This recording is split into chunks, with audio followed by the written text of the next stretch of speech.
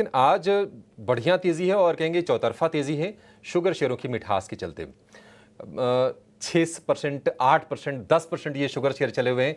बलरामपुर चीनी, श्री रेणुका हो गया, या फिर आप बाकी कोई भी शुगर शेयर उठा के देखेंगे ना, तो कहीं आपको नरमी के संकेत नहीं दिखेंगे। और उसकी वजह यह है कि सरकार ने एक पॉलिसी में बड़ा बदलाव किया है और वो बदलाव हुआ है इथेनॉल के प्रोडक्शन को लेकर। विश्वमोहन हमारे साथ हैं, शुगर सेक्टर को बहुत ज्यादा करीब से ट्रैक करते हैं और कंपनीज के फंडामेंटल को और पूरा ग्लोबल आउटलुक भी समझते हैं। विश्वमोहन, पहले ये बताइए कि पॉलिसी में क्या चेंज हुआ है, और अगर आप ये भी बता पाएं कि इस पॉलिसी में चेंज का सबसे बड़ा beneficiary with in sugar space कौन होगा तो और बेहतर होगा। जो भी इथेनॉल बनाने वाली कंपनी है उसमें अगर आप बात करें, जैसा आप कह रहे थे रेणुका शुगर की अगर बात करें तो वो लीडिंग इथेनॉल बनाने वाली कंपनी है। बलरामपुर चीनी है, उनके पास भी काफ़ी कैपेसिटी है। ओवरऑल अगर आप देखें, अगर कैपेसिटी की बात करें तो करीब 13.8 बिलियन लीटर जो अब तक जो इंडिया की टोटल कैपेसिटी है इथेनॉल बनाने की, उसमें से 8.75 बिलियन लीटर सिर्फ मोलेसेस से बनती है, यानी शुगर के जो बाई प्रोडक्ट्स है उससे बनती है, चाहे वो शुगर के सिरप हो या बी हेवी मोलासेस या सी हेवी मोलासेस से बनती है। और सिर्फ 5.5 के आसपास में, करीब 5 बिलियन लीटर के आसपास में जो प्रोडक्शन होता है वो ग्रेन से होते हैं, जो चाहे वो चावल के टुकड़े हो या इससे मेज़ वगैरह से होते हैं। तो देखेंगे तो हमारा बहुत ज़्यादा डिपेंडेंसी इथेनॉल प्रोडक्शन के लिए शुगर पर है। अब सरकार का नोटिफिकेशन ये आया कि लास्ट उन्होंने दिसंबर में यहाँ पर कैप लगा दिया था कि शुगर के बी हेवी मोलासेस का, सी हेवी मोलासेस का और शुगर जूस का कितना डाइवर्जन हो सकता है। तो ये कैपिंग की वजह से मिलों के लिए दिक्कत हो रही थी, लेकिन अब सरकार का फोकस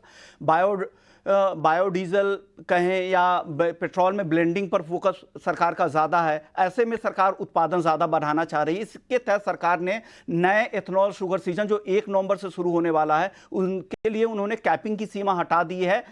ओएमसीज के साथ शुगर मिलों की और डिस्टिलरीज की जो भी एग्रीमेंट होगा, उस एग्रीमेंट के आधार पर वो इथेनॉल का उत्पादन कर पाएंगे। तो ये एक अच्छी खबर है पूरी शुगर इंडस्ट्री के लिए। लेकिन साथ ही उन्होंने एक ये भी कहा है कि जो फूड डिपार्टमेंट है यहाँ का और साथ ही पेट्रोलियम डिपार्टमेंट है, वो भी इस पर नज़र रखेगा कि यहाँ घरेलू बाजार में चीनी की जो सप्लाई हो उसकी भी कमी ना हो, तो इस पर नज़र रखा जाएगा। इसके अलावा एफसीआई से भी जो इथेनॉल बनाने वाली कंपनियां हैं वो भी वहाँ से चावल भी खरीद सकती हैं, उसके लिए भी 23 लाख टन की लिमिट दी गई है। तो पूरे सेक्टर के लिए, इथेनॉल बनाने वाली कंपनियों के लिए, डिस्टिलरीज के लिए एक काफ़ी अच्छी खबर है। अभिषेक,